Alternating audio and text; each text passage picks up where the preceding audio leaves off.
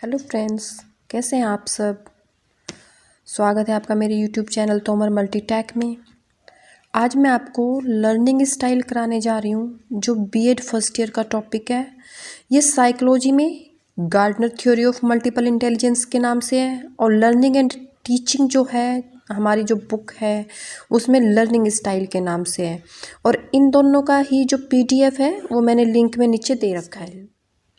अब अगर हम इसका इंट्रोडक्शन दें तो इंट्रोडक्शन में सबसे पहले हम बताएंगे कि स्टाइल क्या होता है, लर्निंग क्या होता है। तो स्टाइल तो आप सभी जानते हैं, जैसे कि आजकल ट्रेंडिंग में क्या चल रहा है, कौन सा स्टाइल चल रहा है। तो जिस तरह से style refers to each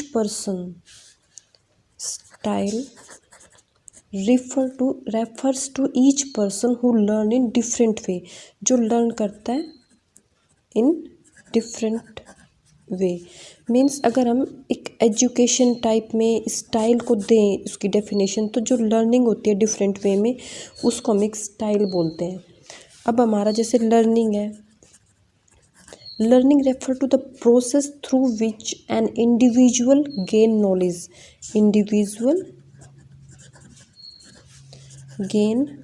knowledge,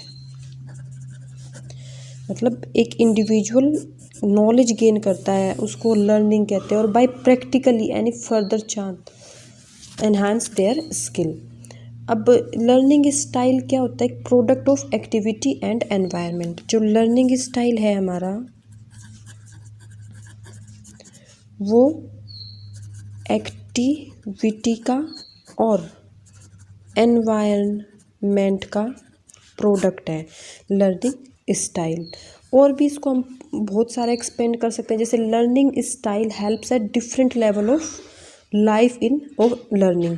मतलब हमारे डिफरेंट लेवल पे लर्निंग पे, मतलब किस वे से हम एक चीज़ को समझ सकते हैं, किस वे से हम उसमें इंफॉर्मेशन निकाल सकते हैं, याद कर सकते हैं, किस तरह से टीच कर सकते हैं, कौन से बिहेवियर, कौन सा एटीट्यूड यूज कर सकते हैं, कैसे हम एक बच्चे को समझाने का जो तरीका होता है वो लर्निंग स्टाइल में आ जाता है। अब इसकी डेफिनेशंस हैं, बहुत सारी डेफिनेशंस हैं इसकी। अब जैसे पहली है स्वेंसन के अकॉर्डिंग है, जो 1995 में दी गई थी।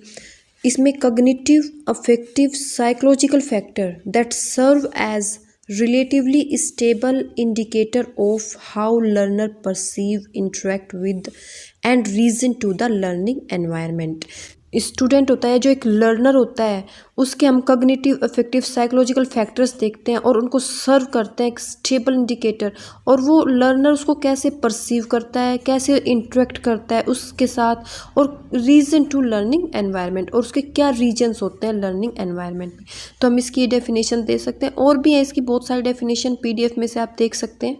अब हमारा types of learning style.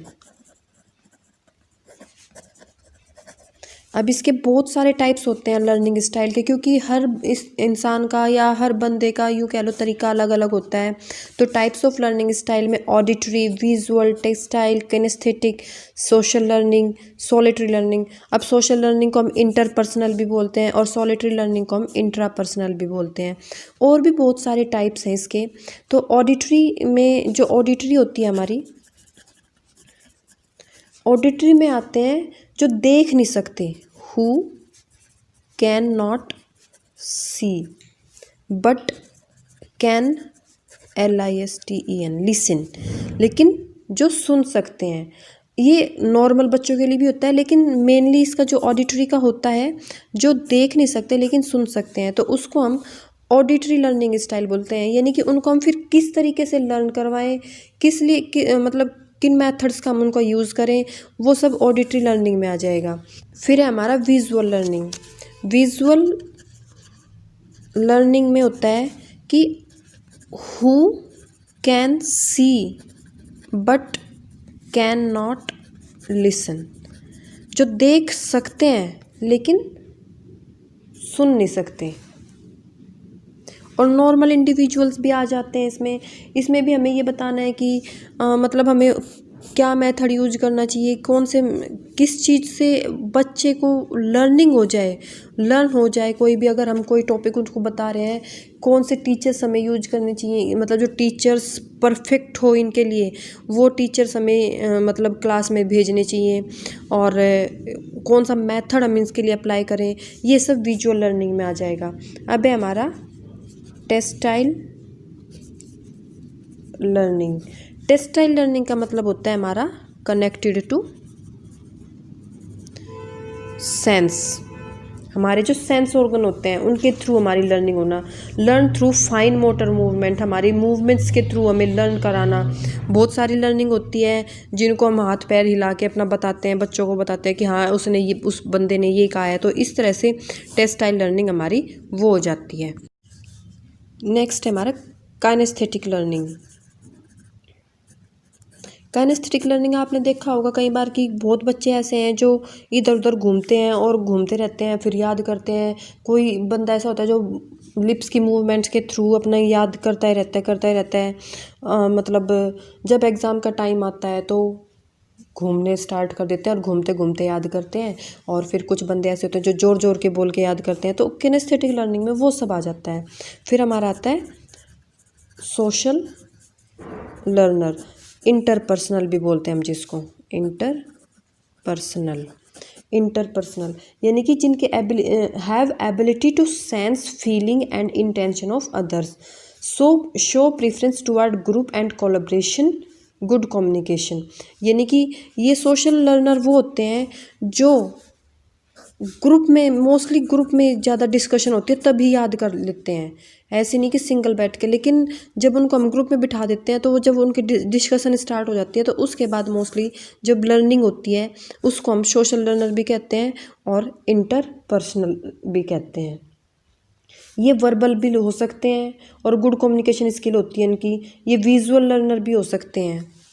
Conclusion में हम यही लिख सकते हैं कि हम कोई भी एड यूज़ करके, जब हमें बच्चे को लर्न ही करवाना है तो किसी भी एड को यूज़ करके हम बच्चे को लर्न करवा सकते हैं जो उसके लिए हेल्पफुल हो, जो उसमें उसकी लर्निंग में हेल्पफुल हो। Theory of multiple intelligence. Intelligence होती क्या है, ये कहाँ से आई है। बहुत सारे ऐसे क्वेश्चन हैं जो बहुत पहले से जो साइकोलॉजिस्ट हैं और जो रिसर्चर्स हैं लगे हुए हैं कि ये इंटेलिजेंस हमारी कैसे होती है, कहाँ से आती है, क्यों बनती है, किस कंपोजिशन से बनती है, कौन सी स्ट्रक्चर है इसकी। तो उन सब का बहुत लोगों ने, साइकोलॉजिस्ट ने इन सब के बारे में, इंटेलिजेंस के बारे में बताया, क्योंकि इसमें हमें Gardner theory of multiple intelligence है। तो ये एक इंटेलिजेंस की एक डेफिनेशन इस गार्डनर ने भी दी है। तो सबसे पहले तो हम यही बताएंगे कि गार्डनर कौन था। इसका फुल नेम था होवर्ड गार्डनर, और एक ये प्रोफेसर था यूनिवर्सिटी में, और इसने मल्टीपल इंटेलिजेंस की थ्योरी दी थी। और एक बुक है फ्रेम्स ऑफ माइंड। कई बार ये क्वेश्चन आ जाता है, HTET में आ जाता है, CTET में आ जाता है, इनमें आ जाता है। तो फ्रेम्स ऑफ माइंड दी थी गार्डनर ने और 1983 में। गार्डनर ने क्या सजेस्ट किया था, ब्रॉड कंसेप्ट दिया था इसके बारे में। रिप्रेजेंट मल्टीपल फ्रेम बताए थे इसमें। Selected not only mental abilities but also skill and talent. Multiple abilities को ही सिलेक्ट नहीं किया था, बल्कि उसने स्किल को भी, टैलेंट को भी, इन सब चीज़ों को सेलेक्ट करके अपनी जो थ्योरी बनाई थी, तभी जाके उसने एक गार्डनर थ्योरी बनाई थी। मल्टीपल इंटेलिजेंस होता क्या है, सबसे पहले तो इंटेलिजेंस क्या होता है, बहुत सारे मीनिंग आ जाएंगे, जैसे एबिलिटी टू लर्न, जिसके अंदर एबिलिटी टू लर्न हो, अंडरस्टैंड हो, ओपिनियंस बना सके, जजमेंट कर सके, कैपेसिटी ऑफ अंडरस्टैंडिंग हो, नॉलेज हो, क्रिएटिविटी हो, ये सब चीज़ इंटेलिजेंस के अंदर आ जाती है। और मल्टीपल इंटेलिजेंस के अंदर different way of acquiring knowledge, different way of ACQUIRING knowledge. Multiple intelligence में जब मल्टीपल का मतलब ही अलग, मतलब बहुत सारे टाइप्स हो गए, तो different way of acquiring knowledge आ जाएगा या फिर लर्निंग आ जाएगा। और इसे मल्टीपल इंटेलिजेंस को गार्डनर ने दिया था। गार्डनर था, उसने डिफाइन किया था मल्टीपल इंटेलिजेंस को as a set of an individual multiple abilities, talent and mental skill related to any knowledge. किसी भी नॉलेज से रिलेट करना और उनके एबिलिटीज़, मल्टीपल जो एबिलिटीज़ हैं, उनके टैलेंट को, उनके मेंटल स्किल को देखना, वो सब मल्टीपल इंटेलिजेंस में डिफाइन किया था गार्डनर ने। और ये 8 टाइप के उसने कंक्लूड किए थे कि 8 टाइप की मल्टीपल इंटेलिजेंस हो सकती है। सबसे पहला linguistic verbal intelligence, logical mathematical intelligence, spatial intelligence, musical intelligence, bodily kinesthetic intelligence, interpersonal intelligence, intrapersonal intelligence, naturalistic intelligence. तो सबसे पहले हमारी फर्स्ट वन है लिंग्विस्टिक वर्बल इंटेलिजेंस। ये इसमें जो होता है लिंग्विस्टिक वर्बल में सभी टाइप के आ जाती हैं, जैसे एबिलिटीज़, टैलेंट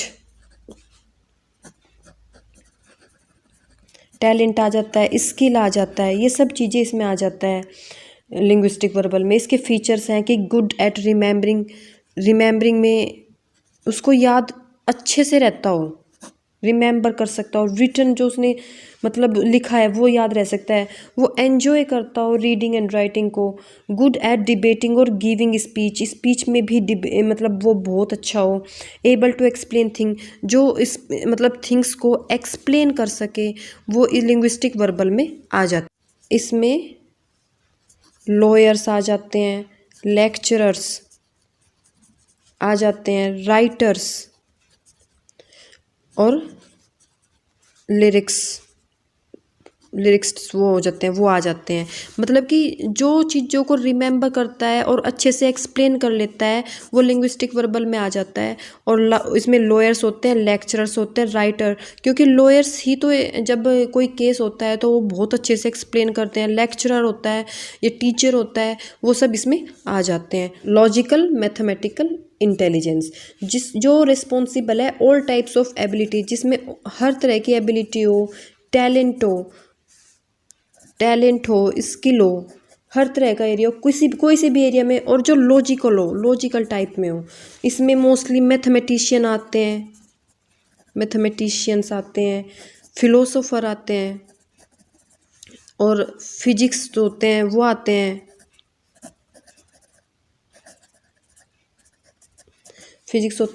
इनमें एक्सीलेंट प्रॉब्लम सॉल्विंग होती है।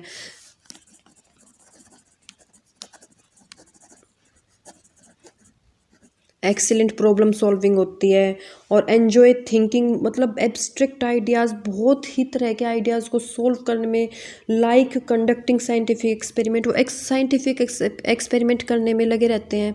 तो इनमें इसलिए मैथमेटिशियन, फिलोसफर ये ज़्यादा आते हैं। विजुअल स्पेशल इंटेलिजेंस वो होते हैं जिसमें जैसे जो इन्जॉय करते हैं रीडिंग को, राइटिंग को, पजल्स को सोल्व करना, उनको एक साथ इकट्ठे करना, कैसे वो कर सकते हैं, good at interpreting picture, graph, charts, इन सब चीज़ों में आ जाते हैं। तो इसलिए विजुअल स्पेशल इंटेलिजेंस होता है। आर्किटेक्चर जो होते हैं, ये इसके एग्जाम्पल हो गए। इंजीनियर्स, क्योंकि वही सब चार्ट्स में, मैप्स में सब कुछ हमें समझा सकते हैं। और मैकेनिक्स हो गए, ये सब चीज़ें इसमें आ जाती हैं, और भी हैं बहुत सारे। नेक्स्ट हमारा आता है musical intelligence. Musical intelligence enjoy singing, singing को एंजॉय करते हैं। रिकॉग्नाइज म्यूजिकल पैटर्न, मतलब कि किस म्यूज़िक को कहाँ पे फिट करना है, किस टोन को कहाँ पे फिट करना है, वो सब म्यूजिकल इंटेलिजेंस में आ जाते हैं। तो इसमें मेलोडीज़ हो जाती है, तो इसमें कौन से जो होंगे वो म्यूजिशियंस आएंगे और कंपोजर्स आएंगे। म्यूजिशियंस एंड कंपोजर्स वो हमारे म्यूजिकल इंटेलिजेंस में आ जाएंगे। अब बॉडीली कैनेस्थेटिक, अब जो बॉडीली किनेस्थेटिक है, अभी मैंने थोड़ी देर पहले भी बताया था, ये किनेस्थेटिक वाले होते हैं जो इधर उधर मूवमेंट करते ही रहते हैं, उनका काम ही घूमते रहना है, इधर उधर घूम के याद करना। तो बॉडीली किनेस्थेटिक का मतलब वही हो जाता है। और इसमें जैसे हमारे आ जाएंगे डांसर्स, एथलीट्स, इस टाइप के जो आ जाएंगे, वो सर्जन्स, तो वो बॉडीली किनेस्थेटिक में आते रहते हैं। फिर हमारा इंटरपर्सनल, इंटरपर्सनल में जिनकी वर्बली जो हमारे मतलब गुड कम्युनिकेशन स्किल हो, जिनकी जिनकी गुड कम्युनिकेशन स्किल्स हो, वो हमारे इंटरपर्सनल में आ जाते हैं। जैसे पॉलिटिशियंस हैं, उनमें बहुत अच्छी सी गुड कम्युनिकेशन स्किल होती है, वो किस तरह से भी किसी ना किसी तरह से किसी कैसे भी बंदे को समझा देते हैं, तो एक पॉलिटिशियन टाइप में हो जाता है। रिलीजियस लीडर होते हैं, वो भी कर लेते हैं। टीचर्स, एक टीचर एक स्टूडेंट को या किसी भी को भी, टीचर के जो स्टूडेंट होते हैं उनके पेरेंट्स को भी कैसे समझा देता है, एक अच्छे तरीके से समझा देता है, तो वो सब इंटरपर्सनल में आ जाते हैं। नेक्स्ट है हमारा इंट्रा, INTRA। अभी तो इंटरपर्सनल था जो अभी मैंने आपको थोड़ी देर पहले भी बताया था, और अब है इंट्रापर्सनल। इसमें कॉग्निटिव स्ट्रेंथ आ जाती है, स्टाइल एंड मेंटल फंक्शनिंग आ जाते हैं, और ये good at analysing their strength, अपनी खुद की स्ट्रेंथ पे वो बहुत ज़्यादा बिलीव करते हैं और अपने मतलब एनालाइज करते रहते हैं थ्योरीज़ को, आइडियाज़ को, थ्योरीज आइडियाज़ को, मतलब understand basis for their own motivation, और कुछ ना कुछ मोटिवेशंस और फीलिंग्स को समझाना उनका काम होता है। जैसे योगी होते हैं, महात्मा लोग होते हैं, ये सब इसमें आ जाते हैं, संत होते हैं, तो वो इंट्रापर्सनल में आ जाते हैं। फिर उसके बाद है हमारा नेचुरलिस्टिक इंटेलिजेंस। नेचुरलिस्टिक में जो मतलब नेचुरलिस्टिक का जैसे कि आप खुद ही देख रहे हो, नेचुरलिस्टिक मीन्स नेचर, जो नेचर से रिलेटेड हो, जैसे मिनरल से, एनिमल से, रॉक्स, ग्रास, जो इन सब चीज़ों में लगे ही रहते हैं। उनका काम ही यही है कि इनके अंदर से हम क्या चीज़ निकालें, कैसे करें, क्या करें। तो इन सब के अंदर क्या वो ये किस चीज़ नेचुरलिस्टिक किस में आ जाएगा, जो बायोलॉजिस्ट हैं, जूलॉजिस्ट हैं, बोटनिस्ट हैं, इन सब में ये नेचुरलिस्टिक इंटेलिजेंस उन लोगों में पाई जाती है। अब इसकी गार्डनर थ्योरी की कुछ इम्प्लीकेशंस हैं, जैसे better approach to assessment allow student to explain the material in their own way, यानी कि अपने वे में हम किसी को भी समझा सकते हैं। The common factor G is at best limited and worst educationally mislead. A person need all 8 type of intelligence for is useful productive functioning in society. मतलब एक इंसान को ये जो 8 है ना ऊपर उसने बताए हैं, वो सारे के सारे एक इंसान के अंदर होने चाहिए, तो वो किसी ना किसी वे से, किसी ना किसी मेथड से अपने लर्नर को, जो लर्नर होता है उनको समझा सकता है, या अपने आप खुद किसी को बता सकता है, किसी ना किसी तरीके से कोई सा मेथड वो यूज कर सकता है। Teacher are required to present material in a way suiting all intelligence. और टीचर तो एक ऐसा इंसान होता है, जब वो किसी चीज़ को एक बच्चे को समझाता है तो वो इस तरह से समझाना चाहिए, क्योंकि क्लास में हर टाइप के बंदे होते हैं, हर टाइप का बच्चे होते हैं, तो कौन कैसा है, तो इसलिए उसको हर जो 8 की 8 इंटेलिजेंस है उन सभी को थोड़ा सा यूज़ करके, कहीं ना कहीं से, कैसे ना कैसे यूज करके बच्चों को समझाना चाहिए। Please subscribe, like, comment, share. Thank you.